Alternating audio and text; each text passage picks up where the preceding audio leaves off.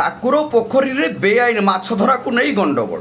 Court आदेश नदेले माछ धरा रहिबो बंद एक कथा कहिसंती आईआईसी नीलगिरी थाना अधीनस्थ काहालिया ग्रामर श्री हरिहर दास बिहारी जो ठाकुर नाम एक पोखरी को नहीं दुई साई मध्य बहुबार गंडगोल घटुवा बेले आज नीलगिरी पुलिस हस्तक्षेप करी कोर्ट आदेश पर्यंत पोखरी कई माछ धरी पारिबे नहीं बोली कहिसंती एवं प्रतिपक्ष को मध्य निर्देश देइछंती।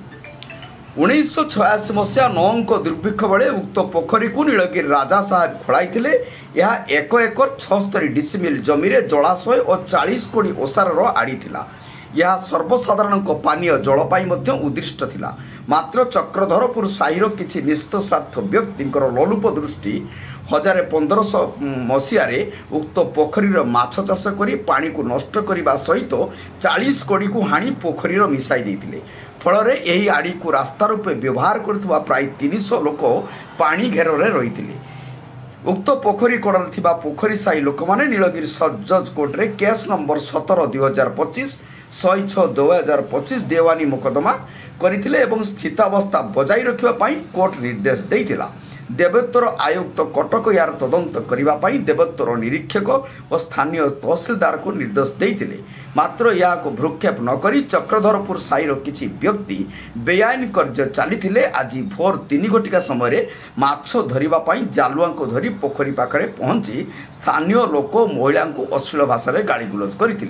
ए संपर्क में महिला माने उदय षडंगी कृपासिंधु रथ प्रभाकर पंडा विजय दास निन्य दास देवव्रत षडंगी चित्तरंजन महापात्र प्रमुख 10 जन नाम थाना लिखित अभियोग करते। नीलगिरी पुलिस अभियुक्त मान डगाई तागिद करने सहित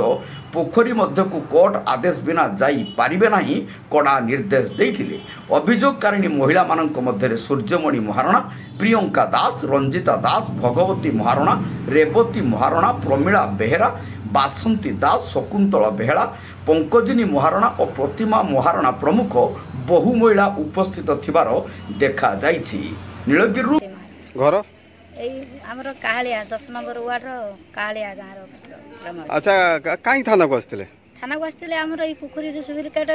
केस नागिछि ए आड़ी पई सेमाने सब जाई कि जबरदस्ती माछ चाष करिकि आज फेर जाइथिले रातिर जाल पकेया पई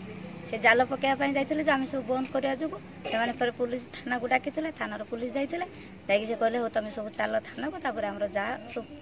पचार हबो आमे आसला को सेमाने कहना आमे आसी एठी छिडा आइछु। पुकुरटा काहार पोखरीटा तो तार हूँ ग्रामवासी लेखाई तार कोर्ट अच्छी कालिया ग्रामवासी मैंने पानी यूज करेंगे गाड़ी आम आज 20 आज 200 वर्ष लोक रही आम शशुर शशुर से सब रही आस बर्तमान से कहीकि अधिकार करके आमको चलिया रास्ता भी दौना ना ग्रामवासी मैंने एक्चुअली तो पट्टार लेखाई क्या ना से ठाकुर नार अच्छी के ठाकुर से की ठाकुर ठाकुर से संपत्ति संपत्ति ठाकुर संपत्ति। अच्छा अच्छा से पोखरी पाको देवोत्तर विभाग के